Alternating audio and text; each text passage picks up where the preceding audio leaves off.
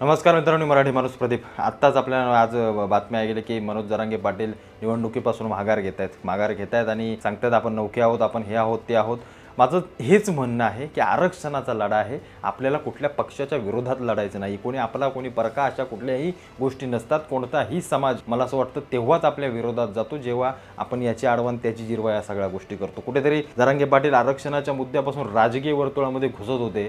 ते निश्चित या मागे कोण ना कोणतरी हात होतं असे अनेक जण सांगत होते. ते आज निश्चित झालं, कारण त्यांनाही माहिती आहे की आपण कुठे ना कुठेतरी यांचे उमेदवार पाडायच्या नादामध्ये आपल्या पवार साहेबांचे देखील उमेदवार पडणार, कारण ओबीसी यांच्या सगळ्या विरोधात जाणार, या अशा सगळ्या गोष्टी होणार. पण मला एक प्रश्न विचारायचा आहे, काही प्रश्न आहेत माझ्या मनामध्ये, म्हणून मी हा व्हिडिओ बनवतोय. गेल्या 40 वर्षामध्ये या सगळ्या महाविकास आघाडीमध्ये बसलेल्या पक्षांनी मराठा समाजाला काय दिलं? फक्त दिशाभूल केली ना?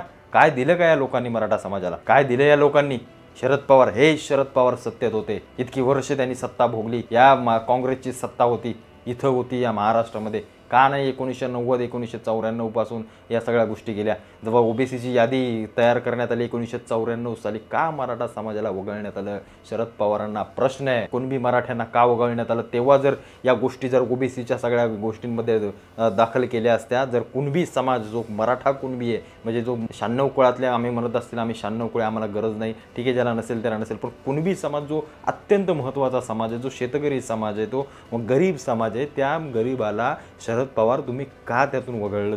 आज ही सगळे समाजाचं वाटोळं करण्याचं काम फक्त एका माणसाने केलं असेल, आणि ते म्हणजे शरद पवार. ही गोष्ट लक्षात आहे जरा मनोज जरांगे पाटलांच्या?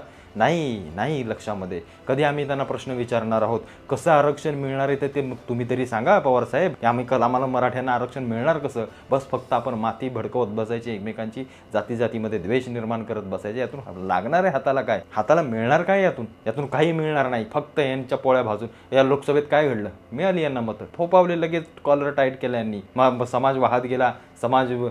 पाटील म्हणले पाडा की लागला पाडायला. अरे पण पाडा, पण तुम्हाला त्याचा तोटे काय फायदे काय या सगळ्या गोष्टी आम्ही कधी बघितल्याच नाही. आम्ही फक्त कुठे ना कुठेतरी वाहत गेलो. पण आज जरांगे पाटलांना समजून गेलं की नाही, आपल्यावरती ज्या माणसाचा हात आहे आणि शरद पवार आपल्याला जे काही करायला सांगतात ते निश्चित आपल्याला कधीतरी तोंड घाशी पाडतील. आणि आज तेच झालं. जरांगे पाटलांना माहिती आहे निवडणुकीनंतर काय, पुढचा लढा कसा. आज जरांगे पाटलांकडून आम्हाला अपेक्षा मराठा समाजाला काय आहे की तुम्ही फक्त आरक्षणाच्या प्रत्येक गोष्टीवरती लढा, न्यायालयीन लढाई लढा, कायदेशीर लढाई लढा. कारण जरांगे पाटील म्हणजेच मराठा समाजाचा उद्गात असं होत नाही. कुठे गेले आमचे अण्णासाहेब पाटील? कुठे गेली आपली एवढी सगळी लोक ज्यांनी मराठा समाजाचं आंदोलन इतकं धगवत ठेवलं आतापर्यंत? ही सगळी लोक महत्त्वाची आहेत, सगळीच लोक महत्त्वाची आहेत. फक्त मनोज जरांगेच पाटील सगळ्या मराठा समाजाचा एक्का आणि तेच सगळं करणार आणि तेच पुढाकार घेणार, ते म्हणतील ती पूर्व दिशा. असं होत नाही आणि असं होऊ देखील नाही. म्हणजे जे जरांगे पाटील सांगतायत की शरद पवारांना मतदान करा, ते कधीही आतापर्यंत म्हणले का शरद पवारांना पाडा, शरद पवारांच्या पण सीटा पाडा? नाही म्हणले. कारण राजकारण आहे, सरळ कळतं की कोणी यायला शाळेतलं पोरगं पण येऊन सांगेल की काय नक्की राजकारण चाललंय. यांच्याच पाडा, महायुतीची जिरवा, नरेंद्र मोदींची जिरवा, आणि देवेंद्र फडणवीसाची जिरवा, असल्या गोष्टी सगळ्या करणारे मनोज जरांगे पाटील, त्यांच्या मागे कुणाचा हात आहे? आज सगळ्या गोष्टी समजल्या आणि त्यांनी माघार घेतली. याच महाविकास आघाडीमुळे सुप्रीम कोर्टामध्ये आपलं मराठा आरक्षण रद्द झालंय. तुम्हाला माहिती आहे या गोष्टी? माहिती आहेत का या गोष्टी? यांच्यामुळे या सगळ्या गोष्टी रद्द झाल्या. यांना बघा हे सांगतायत का ओबीसी मधून आरक्षण द्या, मराठ्यांना ओबीसी मध्ये विलीन करा.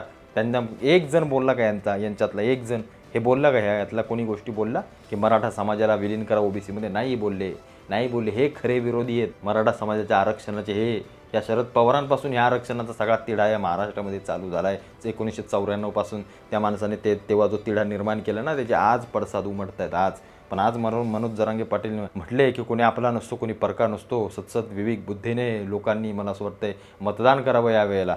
मग आमचंही तेच सांगणं आहे. कारण एका वैयक्तिक माणसाकडे, एका वैयक्तिक पक्षाकडे, एका वैयक्तिक, मला असं वाटतं, विचारधारेकडे बोट जातंय ना, तिथं कुठेतरी चूक होते, तिथं कुठेतरी पाणी मुरतंय, तिथं कुठेतरी प्रश्नचिन्ह उभे राहत आहेत. काय मला सांगा, नरेंद्र मोदी काय पाकिस्तानमधून आलेले आहेत? आज फटका लोकसभेला बसला. कोणाला बसला रे? आपल्यालाच बसला. दुसऱ्या कोणाला नाही बसला, आपल्याला बसला. बाकीचे बरोबर खुश झाले. बाकीच्यांना कळलं ते यायला बरोबर झालं. जरांगे पाटलांनी बरोबर सगळा काटा काढला यांचा. यांना फायदा झाला. आपल्याला नाही झाला, त्यांचं आपलं उलट नुकसान झालंय, त्यांना माहिती आहे, हे त्यांना माहिती आहे की नुकसान कुणाचं झालं. मग आज या सगळ्या गोष्टी असताना मला असं वाटतंय मतदारांना, माझ्या मराठा समाजाला, मी सुद्धा मराठा आहे वैयक्तिक, माझ्या मराठा समाजातल्या माणसांना एकच सांगायचं आहे, आपण हिंदुत्वासाठी जगणारी माणसं आहोत. आपले पूर्वज आपल्या पिढ्यानपिढ्या गेल्या याच्यासाठी. आरक्षण घ्यायचं, निश्चित घ्यायचं, कुणाच्या बापाचं नाही आहे. आरक्षण मिळालं पाहिजे, आपल्या पोरांना मिळालं पाहिजे आरक्षण. ज्यांना खरोखर शिक्षणाची नोकरीची गरज आहे त्यांना आरक्षण मिळालं पाहिजे. आणि तो आरक्षणाचा लढा हा कोणाची जिरवून आणि कोणाच्या अडवून काहीच होणार नाही आहे. काय होणार आहे मला सांगा. या महायुतीची सत्ता गेली, महाविकास आघाडीची सत्ता आली, फरक पडणार असा काय आहे? हे काही येऊन आरक्षण तुम्हाला देणार आहे? काहीही फरक पडणार नाही आहे. याचा अभ्यास बारकाईनं करा. काय कुठल्या गोष्टी, सगळ्या गोष्टी कुठंतरी आपला फक्त विरोधाला विरोध करायचा म्हणून करण्यात काहीही अर्थ नाही आहे. मी परत एकदा सांगतो, कोणताही उमेदवार आपला परका अशा काही गोष्टी नसतात. राजकारण आहे, राजकारण आहे. इथं प्रत्येकाला बोलण्याची, प्रत्येकाला वागण्याची, फिरण्याची प्रत्येकाचं वेगवेगळं स्वातंत्र्य आहे. आणि मला असं वाटतं आपण आरक्षणाच्या मुद्द्यावरती उभं राहायला पाहिजे. कोणाची तरी अडवून, कोणाची तरी जिरवून या सगळ्या गोष्टी करण्यात काहीही अर्थ नाही. यातून फटका आपल्यालाच बसतो, एवढं फक्त लक्षात ठेवा तुम्ही.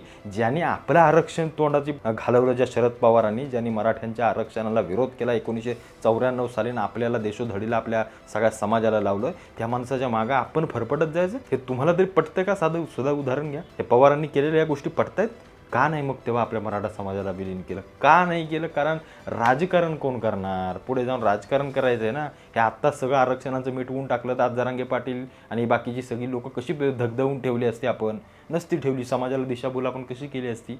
मला असं वाटतंय कुठेतरी या सगळ्या गोष्टींचा विचार केला पाहिजे.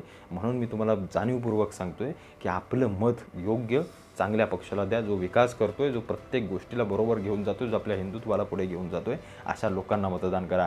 हे असे काळाकांड्या करणारे, हे असे नको त्या दर्जाचं राजकारण करणाऱ्या लोकांना घरी बसवा. आणि ह्यांचे मला असं वाटतं हे जो काही रोष येतो यांच्यावर निघाला पाहिजे ना की दुसऱ्यांवरती. एवढंच मला तुम्हाला सांगायचं आहे. शांत राहा, सत्सद विवेक बुद्धीनं काम करा. मराठा समाज एक मोठ्या भावाची भूमिका करतोय. सगळ्यांनाच आपल्याला आरक्षण हवं, निश्चित हवं, निश्चित मिळालं पाहिजे. कुठं ना कुठंतरी आर्थिकदृष्ट्या का होईना पण आरक्षण मिळालं पाहिजे. प्रत्येक गोष्टीमध्ये आरक्षण मिळालं पाहिजे. याच्यासाठी येणाऱ्या काळामध्ये निवडणूक येते. बऱ्यापैकी, चांगल्यापैकी डोकं शांत ठेवा. कोणत्याही बहिकाव्याला किंवा कोणाच्याही मला असं वाटतं की ज्या गोष्टींना बळी पडू नका. आणि एक चांगला एक मतदार म्हणून तुम्ही यावेळेला मतदान कराल, एवढीच माझी अपेक्षा आहे.